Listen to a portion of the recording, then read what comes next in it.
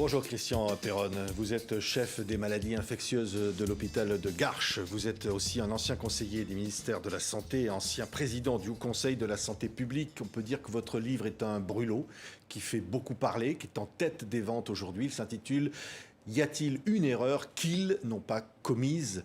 publié chez Albin Michel. C'est un livre qui provoque la fureur de nombreux professionnels de santé qui vous accusent pêle-mêle de complotisme, de mensonges. Surtout, vous reprochent d'avoir dit on aurait pu éviter la mort de plusieurs milliers de personnes en France dans cette crise de la Covid-19. Vous maintenez ces affirmations? Bien sûr, et moi je suis très serein parce que on m'a accusé de tas de choses horribles écrites dans ce livre. Les gens n'avaient pas encore lu le livre parce que comme il avait du succès, il était en rupture de stock. Donc avant même de le lire, ils ont mis dans ma bouche des propos que je n'ai jamais tenus. Il n'y a aucune diffamation dans ce livre. Tout ce que je dis est sourcé dans les gens qui l'ont lu, ont été impressionnés parce que tout ce que j'affirme, il y a les références, les preuves à la fin. Donc je suis très serein. J'ai dit ça, c'est vrai que c'est un coup de colère parce que cette gestion a été calamiteuse. Il n'y a jamais eu de décision. Vous dites un confinement qui confine à la bêtise. Je reprends le titre du chapitre, ouais, par exemple. C'est de tout, le confinement, les masques, les tests, les traitements. On n'a jamais pris de décision. La seule action que j'ai vue, c'était on compte les morts et on attend. Donc tous les soirs, on avait le compte des morts à la télé. On ne lisait jamais ce qu'on allait faire. Oui, on est en train d'évaluer, on va faire, on va tester. On aura des résultats, des traitements dans plusieurs semaines, plusieurs mois. Et on ne gérait pas au quotidien. Tous les jours, à une époque, il y avait 500 morts par jour. Et personne ne faisait rien. Oui. Vous dites l'accusation, par exemple, vous dites, et c'est aussi le titre d'un chapitre, certains savaient. Ben oui, mais dès le début, ils savaient. Mais alors, par exemple, sur les masques, il n'y avait pas de masques, ils le savaient très bien, parce que c'est eux qui avaient... Pas eux, il y a eu plusieurs gouvernements en cause là-dedans, mais moi, en 2011, j'avais signé un rapport, quand je présidais le Haut Conseil de la Santé publique, qui avait été fait à la demande du gouvernement, pour dire comment gérer les stocks de masques. Quand j'ai relu ce rapport plusieurs années après, je suis fier de ce que j'ai écrit. Tout était écrit, comment faire tourner les stocks, etc. Après, il y a des hauts fonctionnaires qui ont dit les masques, on s'en fout, poubelle. Et ils le savaient très bien. Pourquoi ils n'ont pas... repris tout ça en main, même avant, parce que après on dit c'est bien joli de donner des leçons après, mais moi je ne savais pas du tout en janvier, en février, s'il allait y avoir quelques centaines de cas, si ça allait être la catastrophe. Les deux options étaient possibles, mais on n'était pas prêt dans le cas d'une attaque plus importante du virus. Il faut être préparé. C'est pas de crier au loup. Au début, j'ai jamais dit c'est une grippette où il y a des millions de morts. Moi, je regardais ce qui se passait en Chine. Je voyais que la mortalité globale était très faible, mais que les personnes âgées, les gens à risque, avaient une mortalité très élevée. Donc, moi, je suis resté sur cette ligne. Préparons-nous. Mais je vois qu'on n'était pas du tout préparé. Alors, après, on pouvait... Et là où je dis que c'est un peu un mensonge d'État, c'est qu'au lieu de dire en janvier, février, bon, excusez-nous, on n'a pas prévu, on voulait commander des masques, on ne l'a pas fait, de dire la vérité aux Français, en disant voyez comment vous pouvez vous débrouiller, fabriquer vos masques tout seul en attendant qu'on en commande, ou je ne sais pas, mais de mentir aux Français en disant les masques ne servent à rien, c'est ça que je reproche. Oui, vous dites, c'est d'ailleurs le sous-titre du livre, vous parlez d'incompétence et d'arrogance. Oui. De qui ? Mais à la fois des experts, du gouvernement, les Français sont en colère parce qu'ils voient qu'au jour le jour, on leur a un petit peu bourré le mot en disant tout va bien, attendez braves gens, on s'occupe de vous, on va prendre des décisions quand il fera beau. Mais il n'y a jamais eu de décision de prise. Alors est-ce qu'on peut dire pour autant, et c'est ce que vous avez dit, on aurait pu sauver 25 000 vies, ou en quelque sorte, on a laissé mourir, à l'inverse, c'est ça que ça veut dire, on a laissé mourir 25 000 personnes. Je ne dis pas maintenant, après les courses, je l'ai dit au début. Au début, je ne suis pas allé sur les plateaux de télé, parce que j'avais confiance, je pensais que tout allait bien. Quand j'ai vu que ça commençait à dérailler, j'y suis allé en disant, il y a des données très solides sur la chloroquine en Chine, il y a Raoult qui commence à en parler, ça a l'air de marcher, faisons des stocks tout de suite. Tous les pays du monde ont fait des stocks. La Grèce, immédiatement, a demandé à son industrie de fabriquer de la chloroquine en masse. Ils ont des mortalités très faibles. Prenons les mesures de prévention. Ça n'a pas été fait. Et on a laissé, on attend, on fait des essais. Le ministère s'est vanté que la France est le pays qui a fait le plus d'études de recherche clinique sur les médicaments. Oui. Mais on n'a toujours pas les résultats. Agnès Buzyn, qui était ministre de la Santé à ce moment-là, a dit devant la commission parlementaire, on était prêt, on avait anticipé, je n'ai rien à me reprocher, on a été même meilleur que les autres. Le général Gamelin, il a dit la même chose au moment de la débâcle de 40. On était prêts, mais on n'avait rien fait. C'est terrible d'entendre ça. Comment ça, c'est terrible? Parce qu'au fond, vous l'accusez de mentir, vous dites quoi? Je pense qu'elle n'a pas pris la mesure de la chose. Elle n'est pas une spécialiste des maladies infectieuses. Elle a été mal conseillée. C'est ça que je reproche. Dans mon livre, si vous regardez, j'explique comment on a démantelé toutes les structures qui étaient capables de gérer l'urgence sanitaire pour des raisons d'économie, de soi-disant de séparation des pouvoirs et des experts. Et on a demandé à des experts qui n'étaient pas du tout faits pour l'urgence sanitaire. Ce sont des experts du sida qui géraient les choses à long terme. On va faire des études, on aura les résultats à la Saint-Glinglin. Quand tout le monde sera mort, on comptera les morts et on vous donnera le traitement qu'il faut. Ouais, mais là, vous êtes en proie aux attaques du collège de déontologie, du Conseil de l'ordre qui vous saisit. Pour l'instant, j'ai aucune attaque. J'ai une invitation cordiale du Conseil de l'ordre pour une rencontre confraternelle.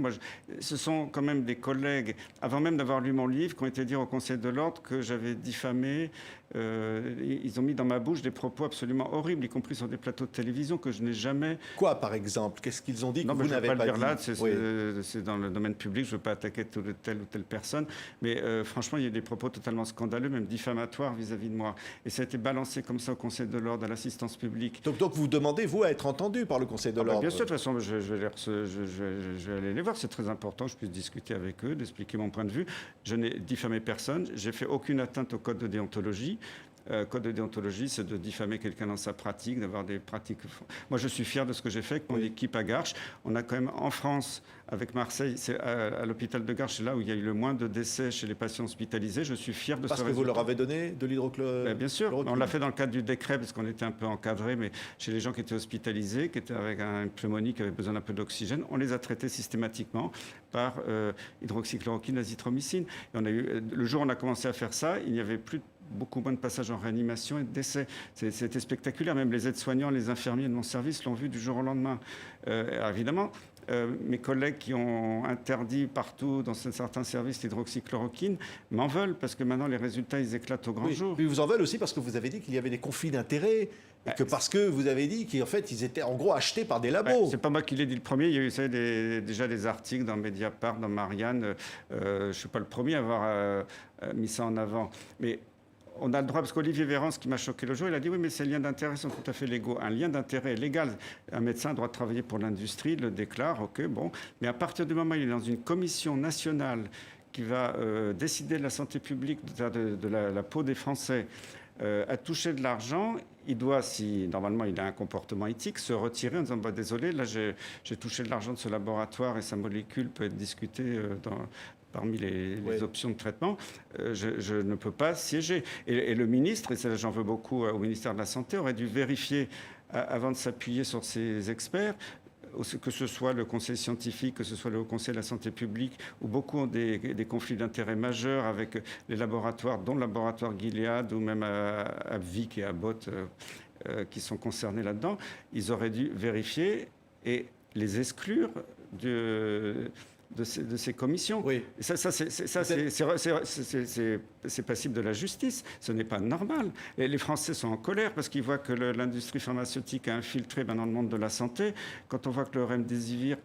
Pour finalement, vous dites, pour favoriser un traitement, un vaccin...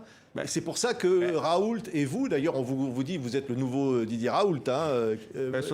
C'est pour ça qu'au fond, vous êtes l'objet, presque, vous avez dit aussi, de menaces, presque de menaces. Pas contre moi. Sur les menaces, bon, ils veulent me faire peur, mais j'ai pas peur parce que je suis serein. Tout ce que je dis est vérifié. Il n'y a aucun souci. Effectivement, l'hydroxychloroquine, l'azithromycine, ça coûte rien.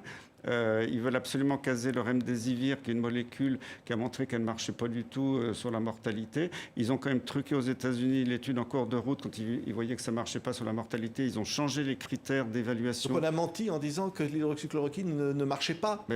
Oui. Parce que l'hydroxychloroquine, ça marche. C'est prouvé, l'étude de Raoult, elle est parfaite. Quand on dit qu'il fallait un placebo pour le démontrer, je rappelle que l'OMS a écrit des rapports, quand est-ce que c'est éthique ou pas de donner un placebo. À partir du moment où en Chine et sur les premières études de Raoult, on voyait que la chloroquine marchait, c'était plus éthique de faire un placebo.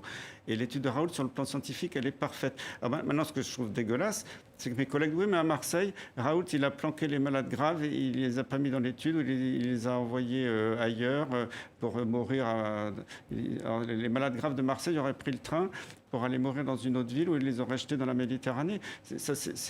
C'est honteux ces propos. L'équipe de Didier Raoult n'est pas tout seul, c'est pas un cinglé dans son coin, il a toute une équipe de professeurs remarquables. Aujourd'hui, vous vous entendez très bien. Ça n'a pas toujours été le cas. Non, avec mais Didier on est en Raoult, conflit, mais il a une personnalité qui n'est pas toujours facile. Mais bon, on se respecte mutuellement. C'est quand même quelqu'un qui a été un grand scientifique, que je respecte énormément. Et il faut arrêter de le faire passer pour un gourou parce qu'il a les cheveux longs et de la Oui, barbe. oui, oui, mais je vous posais une question simple. 29 843 morts, c'est le dernier bilan que nous avons. Vous dites, Christian Perron, on aurait pu éviter combien de morts dans ce nombre-là? Pardonnez de chiffres, j'en ai donné. Je compare, si vous regardez, par exemple, l'IHU de Marseille, chez les gens hospitalisés, c'est 3% de décès. En France, c'est 20% de décès. Si vous comparez le Portugal et l'Espagne, qui sont très proches, l'Espagne, on dit, n'a pas donné de consigne de traitement, n'a pas recommandé la chloroquine. Le Portugal, dès le début, ils ont dit aux médecins, tout le monde sous chloroquine dès qu'il y a un début de pneumonie. Ils ont une létalité qui est ridicule, quelques pourcents. Pareil au Maroc, pareil... Et ce qui est, je trouve très surprenant, c'est que les pays les plus riches, qui ont été le plus sous l'influence de l'industrie pharmaceutique, sont les pays où la mortalité est la plus élevée. C'est très choquant. Quand on dit que la France était la meilleure médecine du monde, la médecine française est tombée dans le caniveau. Heureusement que les médecins généralistes français, c'est eux qui ont tenu la barque. Avec tous les soignants, je leur rends hommage. Vous dites que la médecine française est tombée dans le caniveau. Oui. Je reprends votre expression. Oui, parce que regardez la létalité en France du Covid est la plus élevée du monde, 18,4% contre 5% aux États-Unis, moins de 5% au Brésil. Donc il y a beaucoup de désinformation là-dessus. La France a été extrêmement mauvaise et comme par hasard, c'est le seul pays au monde à avoir interdit l'hydroxychloroquine. Bon, maintenant, je sais qu'aux États-Unis, Fauci a repris la main en interdisant aussi l'hydroxychloroquine aux États-Unis parce qu'il était furieux de voir que les traitements marchaient très bien aux États-Unis, que la létalité était faible aux États-Unis, parce que lui veut la promotion du remdesivir et du vaccin. Oui. Vous dites aujourd'hui, on ne me fera pas plier au fond. Je disais, votre livre est en tête des ventes. Ça énerve tout le monde. Ça énerve tout le monde, mais vous l'assumez? Ah ben j'assume totalement parce que je suis très serein, tout ce que je dis est prouvé. Il faut lire le livre. On vous accuse de tout, on vous accuse même de complotisme, j'ai lu ça. Oui, mais moi je m'en fous de ces accusations. Ça saute tellement aux yeux des Français aujourd'hui. Avant, les Français faisaient confiance dans leur médecine, Et je rends hommage à 99% des médecins sont remarquables en France. Mais il y a une petite élite qui travaille main dans la main avec l'industrie, qui sont des leaders d'opinion, qu'on manipule un peu tout le monde. Et c'est ça que je dénonce. Moi, je ne peux pas accepter qu'on joue avec la santé des Français. Les Français sont très en colère aujourd'hui. Ils veulent comprendre ce qui s'est passé. Oui. Et moi, je suis fier de ce que j'ai fait, donc je n'ai pas à rougir. J'irai répondre amicalement à mes amis du Conseil de l'Ordre des médecins. Et il n'y a aucun problème. Et vous ne craignez pas de sanctions? Comment on peut me sanctionner alors que j'ai guéri plus de gens que partout ailleurs en France? J'ai respecté le serment d'Hippocrate. Il y en a qui l'ont oublié, je pense, là-dedans. C'est le malade avant tout, plutôt que de se mettre de l'argent dans la poche. Donc là franchement, si on me reproche... J'ai attaqué aucun médecin, j'ai fait aucune diffamation. Je ne vois pas ce qu'on peut me reprocher. Et les Français, je peux vous dire, ils sont tous derrière moi. Je reçois des témoignages de médecins jeunes, de mes anciens élèves, d'anciens académiciens de médecine, de médecins... Du ministère de la Santé, non? Oui, même des gens qui ont travaillé au ministère de la Santé. Non, mais actuel, vous avez des soutiens? Pour l'instant, non, mais c'est pas, ça viendra peut-être. Mais vous ne pouvez pas imaginer tous les jours les centaines de mails de toute la société, de médecins qui me disent bravo, on se reconnaît dans ce que vous dites, continuez votre combat pour la justice. Les Français demandent à y voir clair, ils n'en peuvent plus de ces magouilles, c'est tout. Oui, mais c'est en même temps très violent de dire à quelqu'un qui a perdu un proche, ce proche aurait pu être sauvé. Mais je l'ai dit avant. C'est violent, oui. C'est violent, mais je l'ai dit avant que ça se passe. On ne m'a pas écouté. C'est pour ça que j'ai écrit ce livre. Je suis allé dans les médias au début, pendant quelques semaines, espérant faire changer un peu le gouvernement. Rien n'a changé. Bon, le président est allé à Marseille, mais moi j'espérais que ça allait changer quelque chose, il ne s'est rien passé. J'ai dit, bon, c'est plus la peine que j'aille dans les médias, c'est pour ça que j'ai pris un peu de recul pour écrire ce livre, pour exprimer ma colère, parce que cette colère, ce n'est pas ma colère à moi, c'est tous les Français qui sont en colère, qui découvrent ça aujourd'hui. C'est tout. Moi, je suis très fier de ce que j'ai fait. J'assume totalement. Merci beaucoup, Christian Perron. Parole est libre sur ce plateau, comme pour vous, comme pour tous les invités, bien sûr. Y a-t-il une erreur qu'ils n'ont pas commise, publiée chez Albin Michel? Je rappelle que vous êtes le chef des maladies infectieuses de l'hôpital de Garches. Merci d'avoir été notre invité. C'est exactement ce à quoi revient le comprendre l'Empire. C'est-à-dire, d'un côté, on a la religion protestante et la religion juive pour laquelle avoir beaucoup d'argent, être richissime, ça veut dire qu'on est béni de Dieu. Et de l'autre côté, on a les chrétiens, les orthodoxes, les cathos, etc. Et les qui musulmans, et les bons? et les musulmans,